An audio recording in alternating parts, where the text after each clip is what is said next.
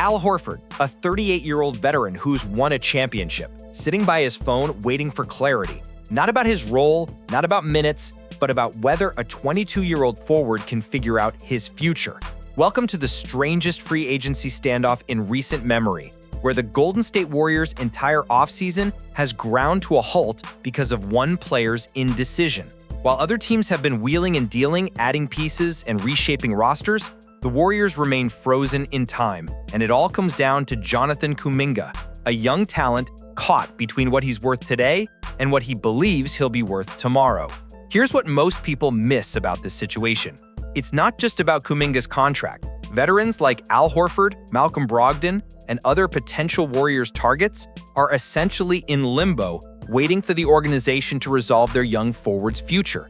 These are established players with options, yet they're sitting tight while a 22-year-old weighs his choices. Think about the psychology. Horford could sign elsewhere, secure his spot, and start preparing for another season. Instead, he's gambling that this Warriors situation works out. Why? Because he sees something in this core that's worth the wait. But every day that passes, other opportunities disappear. The ripple effects are massive. The Warriors haven't made a single significant free agency move, and their entire summer strategy hinges on Kuminga's decision.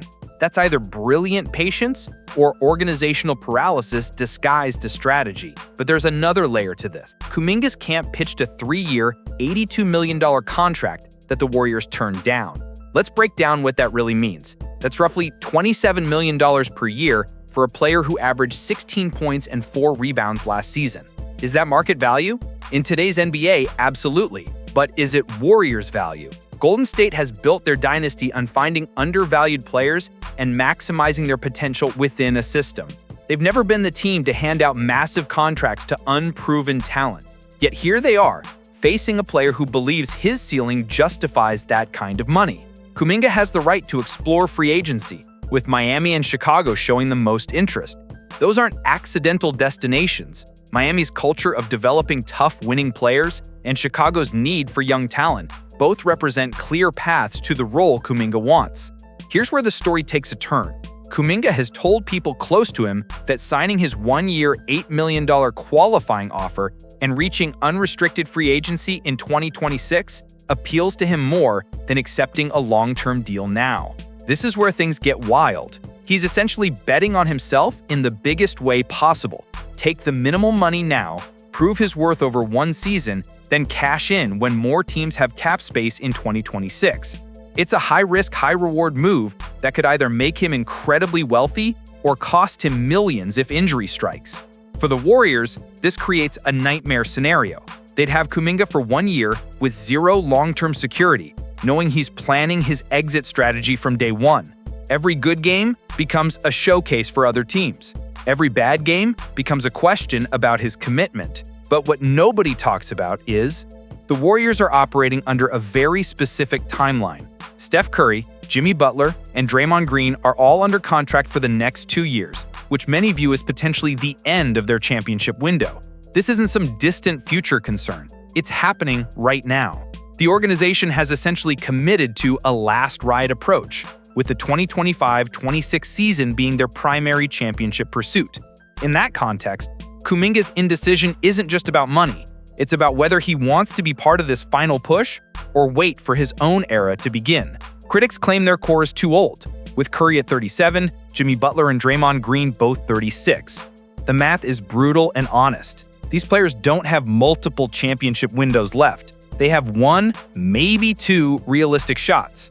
And this is where things get complicated. From Al Horford's point of view, this delay represents everything wrong with modern NBA decision-making. Here's a player who's won championships, who understands the value of time and opportunity, watching a young player overthink what should be a straightforward business decision. Horford is reportedly ready to sign with the Warriors for the taxpayer mid-level exception at $5.7 million, a significant pay cut from what he could earn elsewhere. That's a veteran choosing rings over dollars, legacy over luxury. Yet he's being held hostage by someone who hasn't won anything yet. The contrast is stark. Veterans who've proven themselves at the highest level are making sacrifices, while an unproven player is demanding guarantees. It's not about right or wrong, It's about different stages of career priorities creating organizational gridlock. Malcolm Brogdon and other targets face similar calculations. They're watching prime opportunities slip away while waiting for clarity on a situation that might not resolve in their favor anyway. Here's what this really reveals. This situation perfectly captures the modern NBA's biggest challenge, balancing player empowerment with team building. Kuminga has every right to maximize his value and control his future. The Warriors have every right to protect their championship aspirations in salary cap flexibility. But the collision of these legitimate interests has created something nobody wanted: complete organizational paralysis. Free agents who want to sign in the Bay Area are left wanting answers that don't exist. The Warriors built their dynasty on quick decisions and calculated risks. Now they're trapped by indecision and over-calculation. They can't move forward with Kuminga, can't move forward without him, and can't afford to waste another day of their championship window. What makes this even more fascinating is the precedent it sets.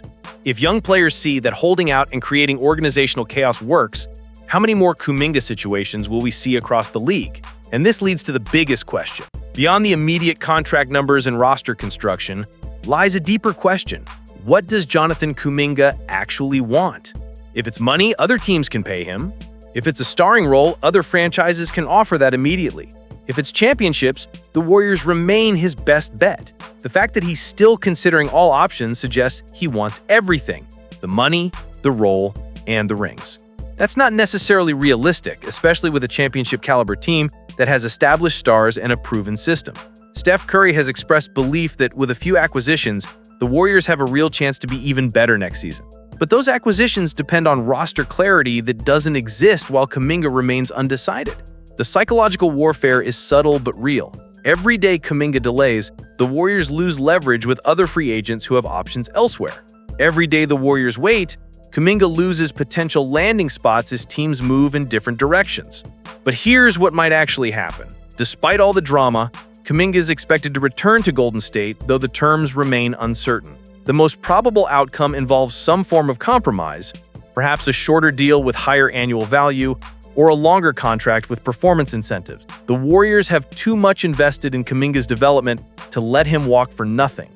They've spent years teaching him their system, their culture, their expectations. Losing him now would represent a massive organizational failure, especially given their championship timeline. For Kuminga, the reality of unrestricted free agency might be less appealing than the security of a guaranteed deal, especially if the Warriors can bridge the gap between their initial offer and his demands. Al Horford and the other waiting veterans will likely get their answers soon one way or another. The Warriors can't afford to lose established talent while chasing potential, and Horford represents exactly the kind of championship experience this roster needs. What the Jonathan Kuminga saga really reveals isn't just about one player's contract negotiations. It's about the intersection of ambition, timing, and organizational philosophy in the modern NBA. The Warriors built a dynasty by making bold decisions quickly and trusting their development system. Now they're learning that success creates its own complications, as young players gain leverage they never had before, and veterans have options they couldn't dream of previously. Whether this story ends with Kuminga signing a long-term deal, accepting his qualifying offer, or being traded to clear the logjam, one thing is certain: the way it resolves will define not just the Warriors' immediate future, but how other organizations handle similar standoffs with emerging talent. In a league where championship windows close faster than ever, the cost of indecision might be measured not in dollars, but in banners that never hang from the rafters. And that's a price no amount of salary cap maneuvering can recoup.